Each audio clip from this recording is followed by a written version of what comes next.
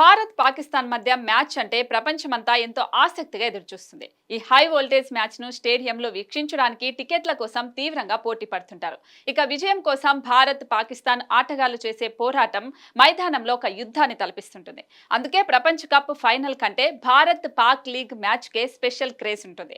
అయితే భారత్ పాకిస్తాన్ మ్యాచ్ అంటే ఆటగాళ్లపై అంచనాలు భారీగా పెరుగుతాయని, అదే కాస్త భయాన్ని కలిగిస్తుందని పాకిస్తాన్ కెప్టెన్ బాబర్ అజమ్ పేర్కొన్నారు. అయితే భయాందోళనలు ఎదుర్కోవడం కష్టమేమీ కాదని, ఆటలో బేసిక్స్ పై దృష్టి పెడితే సరిపోతుందని అన్నాడు.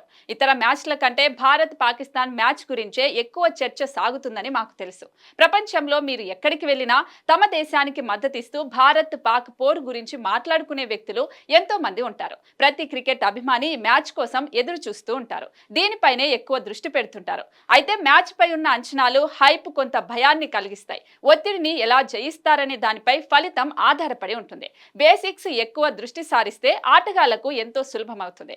భారత్ పాకిస్తాన్ మ్యాచ్ అంటే విపరీతమైన ఒత్తిడితో కూడుకున్న గేమ్. ఈ మ్యాచ్ లో ప్రశాంతంగా ఉంటూ కష్టాన్ని నమ్ముకుంటూ నైపుణ్యాన్ని ప్రదర్శిస్తూ ఈజీగా ఉంటుందని బాబర్ అజమ్ అన్నాడు. 2021 టీ20 వరల్డ్ కప్ లో భారత్ పై పాకిస్తాన్ విజయం సాధించింది.